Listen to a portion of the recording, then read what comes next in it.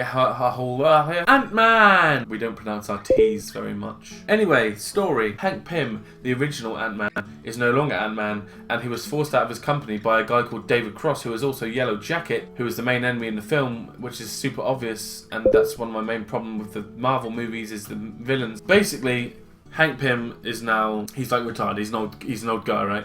He doesn't want anyone to get he doesn't want anyone to get a hold of the Pym particles, change the particles in the man's body when they have the suit on. So he goes out looking for this new guy to replace him as the Ant-Man. And that's where Paul Rudd's Scott Lang character comes in, who is fucking amazing. Paul Rudd knocks it out of the park with a baseball bat and big swing and a heavy head. And his character is, he's a thief, right? He steals things. And Michael Pena, who plays his pal Louis, basically picks him up from prison after he gets let out again. He says, oh, we've got this job for you.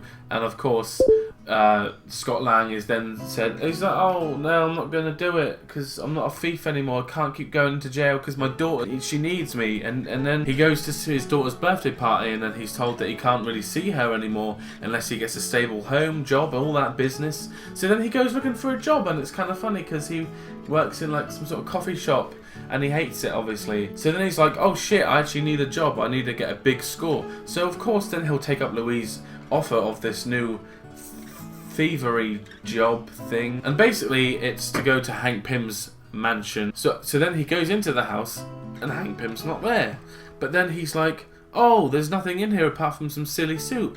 But he takes it anyway because he thought there might be some value in it. But then he gets into his bathroom, but then he puts on the suit. But then Hank Pym then radios in and says he wanted him to steal the suit all along because he knew he had potential to be such a good hero as Ant-Man. So then he's like, oh shit, why am I Ant-Man now? What the hell is going on? Who are you? Why are you talking in my ear hole? He finds out what the suit's all about, and it shrinks, and he goes into the bath and he's running around and there's water, and Michael Pena's character, Lewis, or whatever the fuck he's called, he comes in and he's like, oh my god, where is my friend Scott Lang? And Scott Lang is not anywhere to be seen because he is the Ant-Man now. End of review. Yeah. That's literally the movie. Literally the movie. Literally the movie. But no, of course. Okay, so then Hank Pym tries to train Scott Lang to become the new Ant-Man because he's got to be able to learn how to control ants and use them, all the different abilities and all the different kind of ants, and it's really awesome. But then he's trying to explain to Scott Lang about how this David Cross guy, aka Yellow Jacket,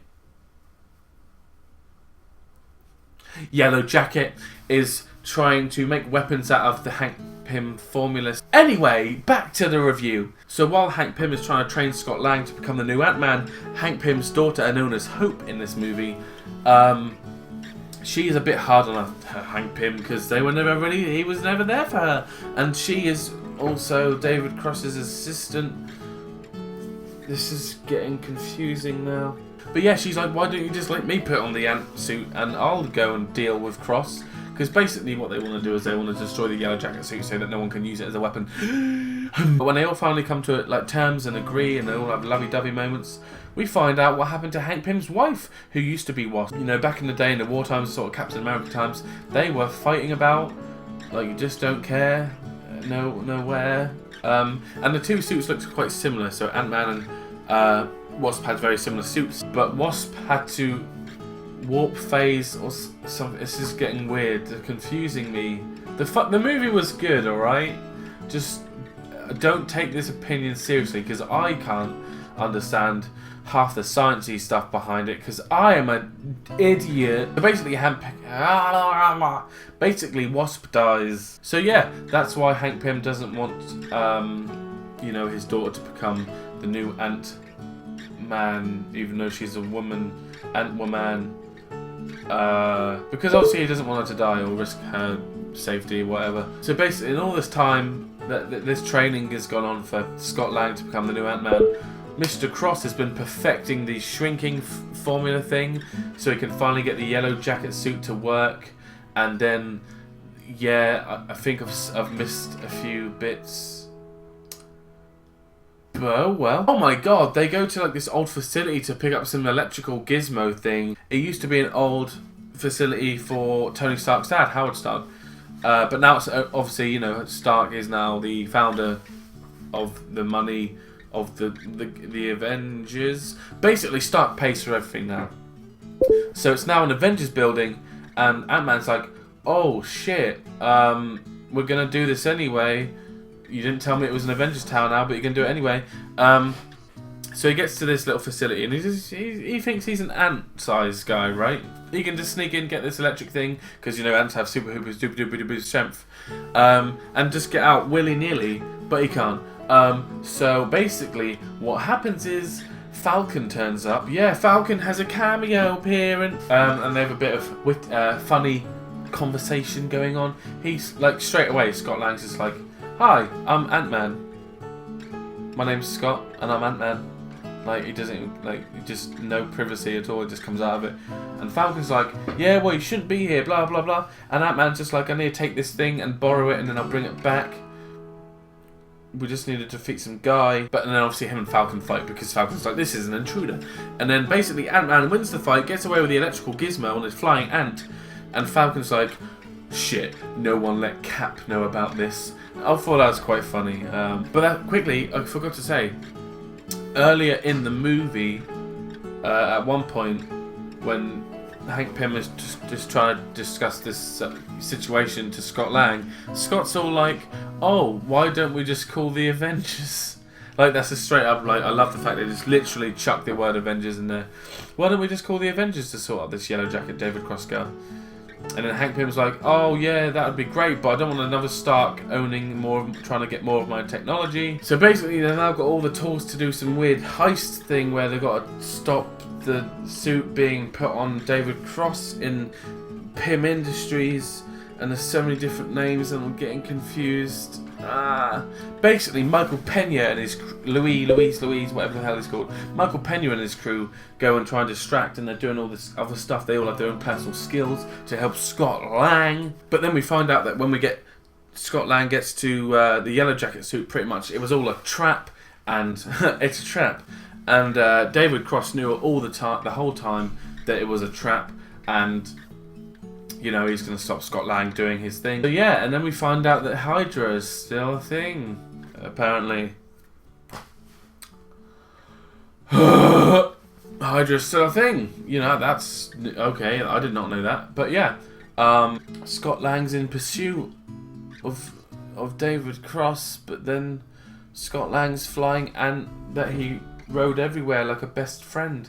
Anthony, may I add, his name is. I forgot to mention that earlier. Anthony gets killed. Well, actually, we saw a wing hit the floor. That is not a death confirmed, if you ask me. Ant-Man and Yellow Jacket are chasing each other all around the place, and then Yellow Jacket goes to what's she called? Oh yes, she's called Ant-Man's daughter. Basically, he goes to hurt her or something. But obviously Scott Lang turns up. He's all Ant-Man badass. And they have like a little miniature fight, and it's on the train track. You've seen it in the trailer with the Thomas the Tank Engine thing. And it's just funny because the ants, so there's like super strong, right? And then there's like a little thing here, and Thomas is coming like this. And it's just like,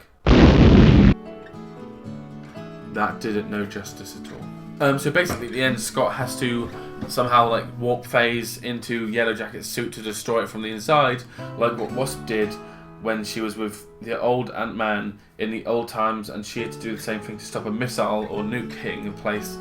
My brain is hurting. This is so confusing. There's so many characters. Just go watch it, because then you'll understand. But I'm going to keep rambling anyway. So he does that. But then he has this enlarger disc thing that he chucks in his belt, so he comes back out, and then he's not dead. Then they're like, oh wait, can we save Wasp now? Is it a possibility? Possibility. And then everyone lives happily ever after, and I honestly, this film, I love the film to bits, but it just hurts my brain thinking about it, because there's just so much going on, there's so many characters, there's so many scientific words that I just don't know. Like, shit. And basically, the end credits scene is Mr. Ant-Man, or Mr. Hank Pym, the old Ant-Man himself, walks his daughter Hope into a little room in his house and these doors open wide, and basically he's like, "Oh my, here we go. There's the Wasp suit that we weren't sure to give you," and the Wasp suit looks really cool. And then that was a mid-credit scene. The end credit scene was actually a clip from Marvel's Captain America: Civil War next year, and it was basically just Falcon and Captain America have caught up to the Winter Soldier, and they're just not sure what to do. Here's the good bit, because right at the end of Ant-Man, I know we're jumping all over the place here. This film confuses me, alright? We're jumping all over the place, but Falcon's talking to a guy. He says he needs a guy, and he's talking to this. Wait. Falcon's talking to a woman and said that he needs a guy, and she said, or he said, I can't remember what. They were like, "Oh, we've already got a guy that can climb walls, swings, and basically is a huge reference to Spider-Man who's now in the universe." So that was cool to reference that, and he was like, "You know, we need a guy." And I'm not sure if he was on about Ant-Man or Spider-Man, but at the end, in the clip from Civil War, Falcon and Captain America, when they caught up to the Winter Soldier, Falcon's like, "Oh, what we're going to do about..." No, Captain America's like, "Oh, what we're going to do about the Winter Soldier's or his arm or something like that," because obviously he's got a robotic arm thing. And Falcon's like, "Oh, I know a guy." So does that mean Ant-Man's going to go really small into his arm and do something? Or does it mean something to do with Spider-Man? I don't know, but it's a really good film. I rate it a 9 out of 10. The villain was kind of suckish. That's literally the only thing I didn't like about the movie. Yeah, I'm rambling and I don't... It's just so confusing. But just go watch it because it's an amazing movie. Smazing movie. Smazing. It's smazing movie. Smazing.